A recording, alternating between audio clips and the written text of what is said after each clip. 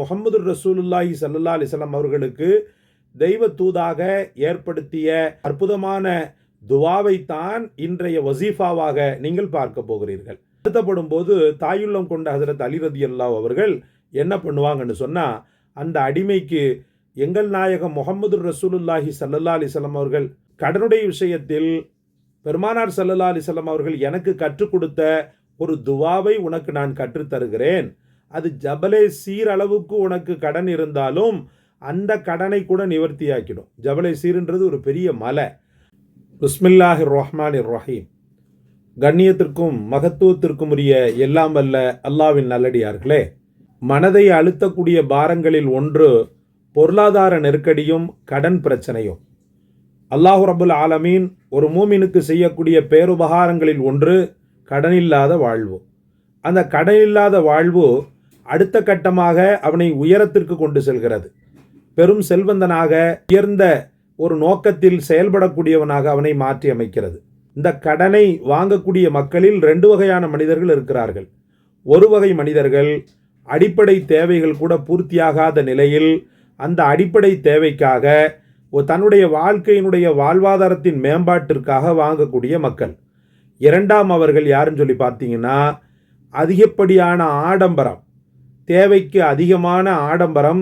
அவங்க இப்படி இருக்கிறாங்க, இவங்க அப்படி இருக்கிறாங்க, ஏன் நம்ம ஏன் இப்படி இருக்கிறோம், நாம் கடனை உடனே வாங்கியாவது அவங்க அளவுக்கு நாம் இருக்கணுன்ற அந்த ஒரு தேவையில்லாத ஒரு எண்ணங்களின் காரணமாக பிறக்கக்கூடிய ஆசை, அந்த ஆசையின் மூலமாக ஏற்படக்கூடிய கடன்கள். இந்த கடனில் அடிப்படை தேவைகளை பூர்த்தி செய்யக்கூடிய விதத்தில் வாங்கக்கூடிய கடனின் மீது அல்லாஹ் ரஹமத் செய்கிறான். அவனே முன்னின்று அந்த கடனை அடைக்கக்கூடிய வழிவாசல்களை திறந்து விடுகிறான். அடிப்படை தேவையற்ற வெறும் உல்லாசத்திற்காகவும் ஆடம்பரத்திற்காகவும் வாங்கப்படக்கூடிய கடன் மீது அல்லாஹ்வுடைய ரஹமத் இருப்பதில்லை. சரி, தெரியாமல் வாங்கிவிட்டோம், வாங்கி அவ்வளோ பெரிய பர்னிச்சர் வாங்கிவிட்டோம், அவ்வளோ பெரிய இதுகளை வாங்கிட்டோம், என்ன பண்ணுறது அப்படின்னும் போது கருணையாளன் இடத்துல முதல்ல நீங்கள் மன்னிப்பு கேட்கணும். மன்னிப்பு கேட்ட பிறகு அல்லாஹ் ரப்புல் ஆலமீன் அவனுடைய தூதர் கண்மணி முஹம்மது ரசூலுல்லாஹி ஸல்லல்லாஹு அலைஹி வஸல்லம் அவர்களுக்கு தெய்வ தூதாக ஏற்படுத்திய அற்புதமான துவாவைத்தான் இன்றைய வசீஃபாவாக நீங்கள் பார்க்க போகிறீர்கள்.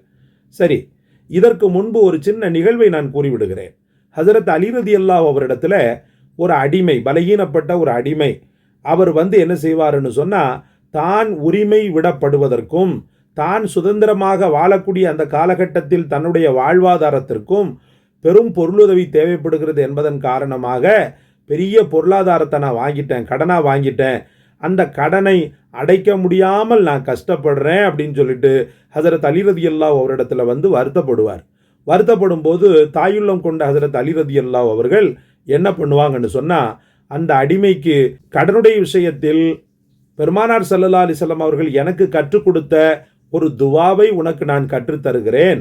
அது ஜபலே சீர் அளவுக்கு உனக்கு கடன் இருந்தாலும் அந்த கடனை கூட நிவர்த்தியாக்கிடும். ஜபலே சீர்ன்றது ஒரு பெரிய மலை.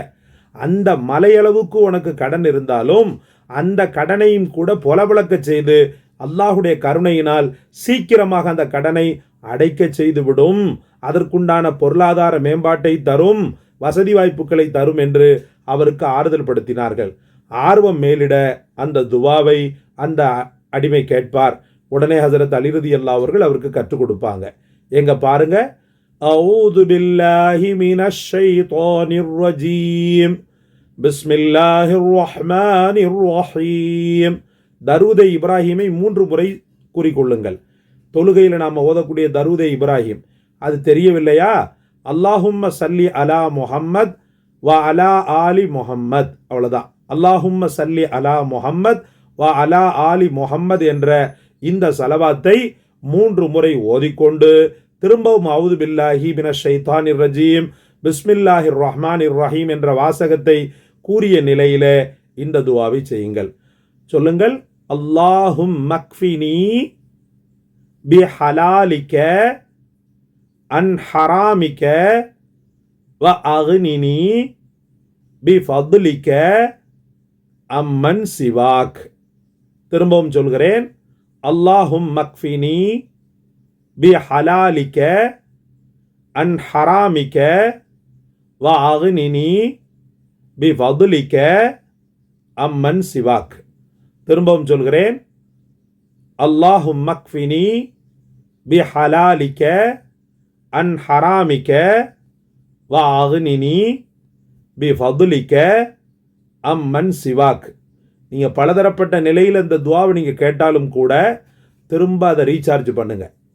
ஒவ்வொரு வக்து தொழுகைக்கு பிறகும் இந்த வசீஃபாவை, இந்த துவாவை 7 முறை, இறைவனுக்கு பிடித்த நம்பராக இருக்கக்கூடிய 7, அந்த 7 முறை ஓதி அல்லாஹ்விடத்தில் மன்றாடுங்க.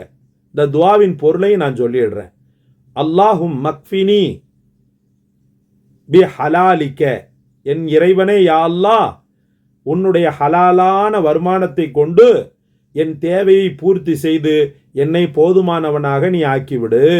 அன் ஹராமிக்க, எந்த காரணத்தை கொண்டும் உன்னுடைய ஹராமை, உன்னால் தடுக்கப்பட்டதை நான் அனுபவிப்பதிலிருந்தும் என்னை நீ காப்பாற்று. வா அக்னினி, என்னை நீ செல்வந்தனாக்கு. பி ஃபதுலிக்க, உன் கிருபையை கொண்டு என்னை நீ செல்வந்தனாக்கு.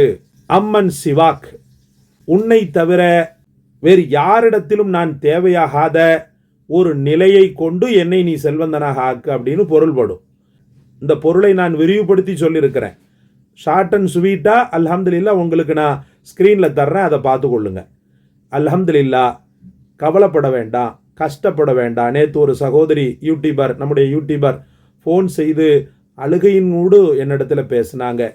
பாவமாக இருந்தது. அதுவும் இஸ்லாத்தை தழுவி கொண்ட பெண்மணி.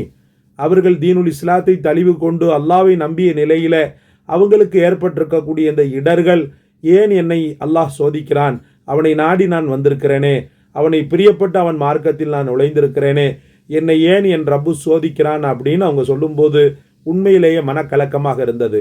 கவலைப்பட வேண்டாம். அல்லாஹ்வை பொருளாதாரத்தை வைத்து என்ன செய்ய வேண்டாம், மதிக்க வேண்டாம். நாளை மறுமையை வைத்து நீங்கள் அல்லாஹ்வை மதிங்க. மறுமை நாளில் அல்லாஹ் ரப்புல் ஆலமீன் கஷ்ட நஷ்டம் இல்லாத வாழ்வை தர வேண்டும். எந்த நரகமும் எந்த கஷ்டமும் எந்த கவலையும் இல்லாத வாழ்க்கையை அல்லாஹ் எனக்கு தர வேண்டும் என்று அல்லாஹ்வை அதை வச்சு அளவீடு செய்யுங்க. உலகத்தின் வாழ்க்கையை வைத்தோ உலகத்தின் இன்பங்களை வைத்தோ தயவு செய்து நீங்கள் என்ன செய்ய வேண்டாம், அல்லாஹ்வை அளவீடு செய்ய வேண்டாம்.